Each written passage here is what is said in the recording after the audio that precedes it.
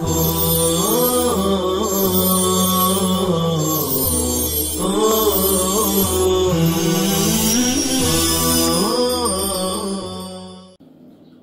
اللہ الرحمن الرحیم۔ عزیز طلباء اور سامعین، السلام علیکم ورحمۃ اللہ وبرکاتہ۔ اللہ تعالیٰ کے فضل و کرم سے اشاعت العلوم آن لائن درس و تدریس میں ترجمہ قرآن کا سبق ہم پڑھ رہے ہیں، اور آج کا ہمارا سبق نمبر 82 ہے۔ سبق نمبر 82 میں ہم سورہ بقرہ کے رکوع نمبر 28 کا خلاصہ، مراد آیات اور شان نزول دیکھیں گے انشاءاللہ تعالی۔ اولا ہم تلاوت کر لیتے ہیں مختصر، اس کے بعد ہم خلاصہ اور مراد آیات سنیں گے انشاءاللہ تعالی۔ اعوذ باللہ من الشیطان الرجیم، بسم اللہ الرحمن الرحیم۔ وَيَسْأَلُونَكَ عَنِ الْمَحِيضِ قُلْ هُوَ أَذًى فَاعْتَزِلُوا النِّسَاءَ فِي الْمَحِيضِ وَلَا تَقْرَبُوهُنَّ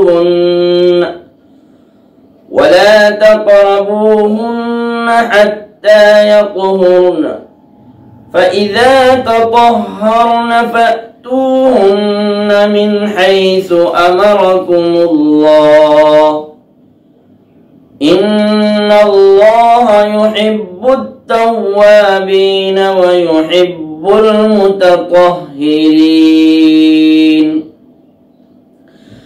نِسَاؤُكُمْ حَرْثٌ لَكُمْ فَأْتُوا حَرْثَكُمْ أَنَّا شِئْتُمْ وَقَدِّمُوا لِأَنفُسِكُمْ وَاتَّقُوا اللَّهَ وَاعْلَمُوا أَنَّكُمْ مُلَاقُوهُ وَبَشِّرِ الْمُؤْمِنِينَ۔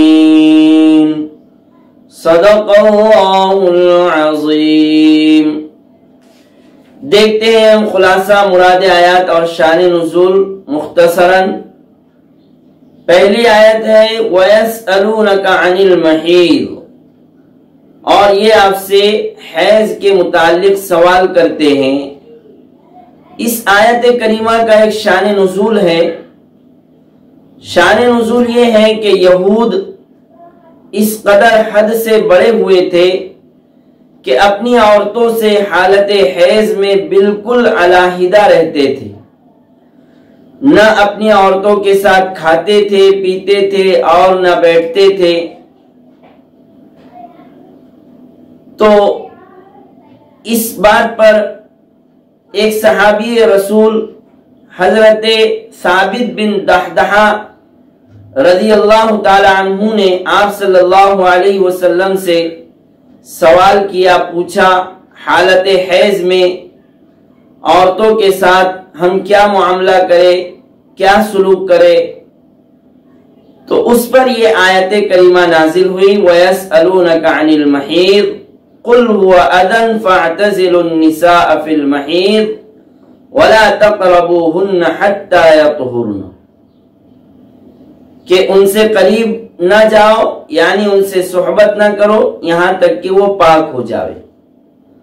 تو اس طرح سے اس آیت کریمہ کا یہ مختصر سا شان نزول آپ کو بتلا دیا گیا ہے۔ اگلی آیت ہے نساؤکم حرث لکم فأتوا حرثکم انا شئتم، کہ تمہاری بیویاں تمہارے لیے بمنزلہ کھیتی ہے۔ اس آیت کریمہ کا بھی ایک شان نزول ہے کہ یہود یہ کہا کرتے تھے کہ اگر کوئی شخص اس طرح اپنی بیوی سے جمع کرے، صحبت کرے کہ عورت کی پشت مرد کے منہ کی طرف ہو، تو اس طرح صحبت اور جمع کرنے سے بچہ احول اور بھینگا پیدا ہوتا ہے۔ تو اس طرح کہنے کی وجہ سے حضرت عمر ابن خطاب رضی اللہ تعالی عنہ نے آپ صلی اللہ علیہ وسلم سے جمع اور صحبت کی کیفیت کے متعلق سوال کیا، پوچھا کہ اس کا کیا حکم ہے اور کیا طریقہ ہے، تو اس موقع پر یہ آیت کریمہ نازل ہوئی، نساؤکم حرث لکم فأتوا حرثکم انا شئتم، کہ تمہاری بیویاں تمہارے لیے بمنزلہ کھیتی ہے، اپنی کھیتی میں جس طرح آؤ، جس طرح تم چاہو آؤ، چاہے لیٹ کر، کروٹ یا کھڑے یا بیٹھے وغیرہ۔ تو اس طرح سے یہ اس آیت کریمہ کا شان نزول ہوا۔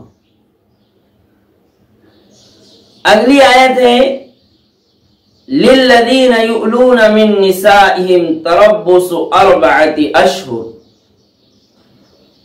کہ ان لوگوں کے لیے جو اپنی بیویوں سے صحبت کرنے اور اپنی بیویوں کے پاس جانے سے قسم کھا لیتے ہیں، 4 مہینے انتظار کرنا ہے۔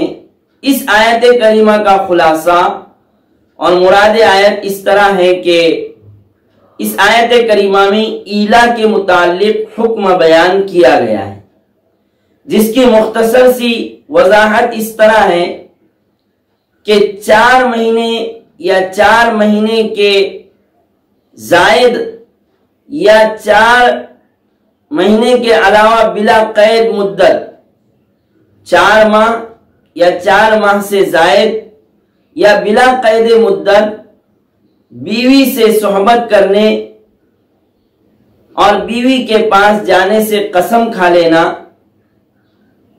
اس کو شریعت میں ایلا کہتے ہیں۔